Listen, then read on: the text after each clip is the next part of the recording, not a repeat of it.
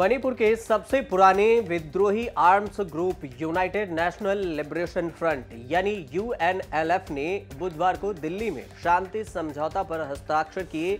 यह ग्रुप हिंसा छोड़कर मुख्य धारा में शामिल होने पर सहमत हो गया है। यूएनएलएफ ने यह फैसला केंद्र सरकार की ओर से ग्रुप पर कई साल पहले लगे बैन को 5 साल बढ़ाने के बाद लिया। इस बात की जानकारी केंद्रीय गृह मंत्री अमित शाह ने खुद एक्स पर दी। अमित शाह ने एक्स पर लिखा कि लोकतांत्रिक प्रक्रियाओं में स्वागत है।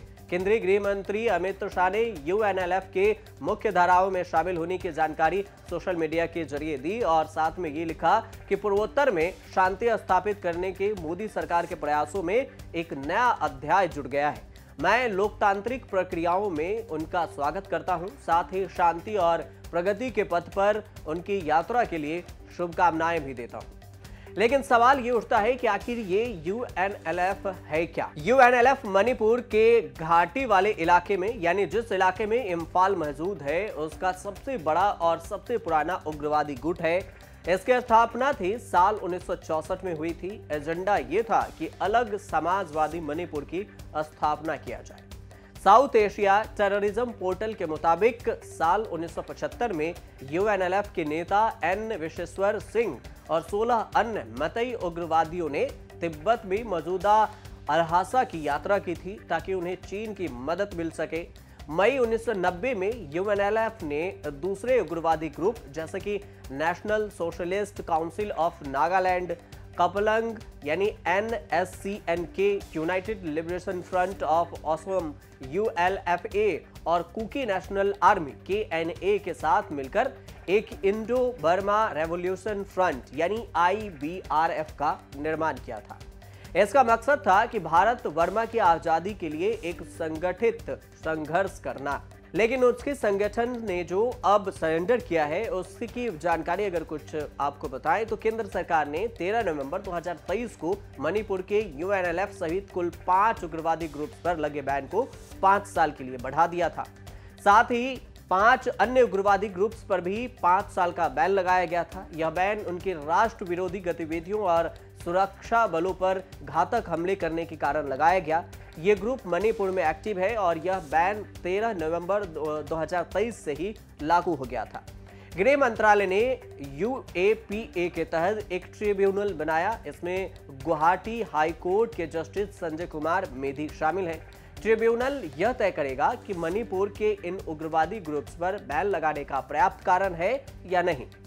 इस ग्रुप पर बैन बढ़ा केंद्र सरकार ने कई साल पहले यूनाइटेड नेशनल लिबरेशन फ्रंट यानी यूएनएलएफ, पीपुल्स लिबरेशन PLA और इसकी राजनीतिक शाखा पीपुल्स रेवोल्यूशनरी ऑफ कांगलेफाक यानी इसे शॉर्ट में अगर देखें तो PREPAK और इसकी आर्म्स फोर्स KPC और KYKL को बैन कर दिया था। गृह मंत्रालय की ओर से 13 नवंबर को इसकी नोटिफिकेशन जारी की गई थी और इन उग्रवादियों ग्रुप्स पर बैन बढ़ा दिया गया था।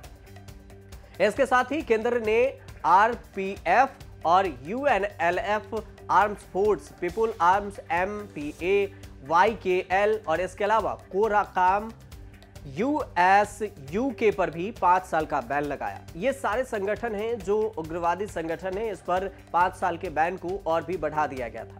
अब आपके मन में सवाल ये उठ रहा होगा कि हमने जो भारत वर्मा की लड़ाई और आज़ादी की बात की तो भारत वर्मा की आज़ादी की लड़ाई की डिमांड क्या है?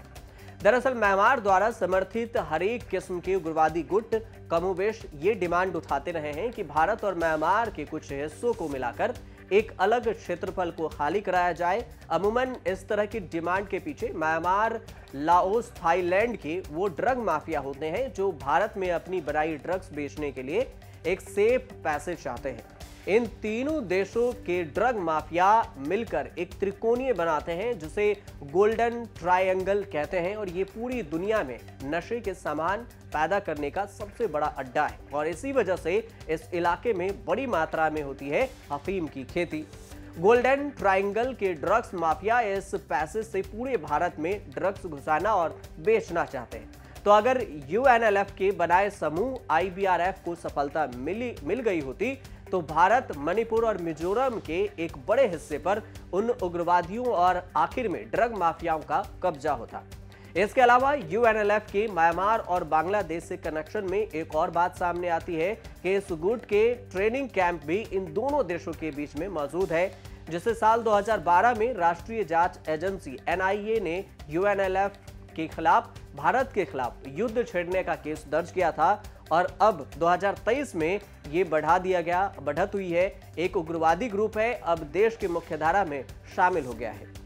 अब आपको बताते हैं कि क्या यूएनएलएफ का हथियार त्याग देना एक बड़ा कदम है। इसको लेकर एक बड़े कदम की तरह देखा जाना चाहिए, क्योंकि पहला कारण यह है कि उग्रवादी ग्रुप घाटी में बेस्ड है, इसमें मैतेई लोग सबसे अधिक मात्रा में शामिल हैं और दूसरा कारण ये कि इतिहास में यह पहला मौका है जब घाटी में मौजूद मैतेई समूह शांति समझौते में शामिल हुआ, वरना इसके पहले मैतेई उग्रवादी समूह शांति समझौते में शामिल होने की बात तो दूर, शांति वार्ता में शामिल तक नहीं होते थे। इसके पहले कुकी उग्रवादी ग्रुप भारत सरकार और मणिपुर सरकार के साथ सस्पेंशन ऑफ ऑपरेशन SOO में शामिल थे। इसके तहत ही ये उग्रवादी ग्रुप किसी भी सुरक्षा बल पर हमला नहीं कर सकते थे। साथ ही इस समझौते के तहत ये उग्रवादी अपने स्थापित कैंपों में से बने रहेंगे, इस बात की भी बात कहते थे। और अगर 2023 के शुरुआत में मणिपुर में वीरेंद्र सिंह सरकार ने SOO में अपने हाथ खींच लिए और इसके कुछ ही हफ्तों बाद 2023 के महीने में शुरू हुई हिंसा, जो आज भी बदस्तूर जारी है मणिपुर में, और शांति के अथक प्रयास करने के बाद भी मणिपुर में हिंसा अभी भी हो ही रही है। आप देखते रहिए न्यूज़ पर।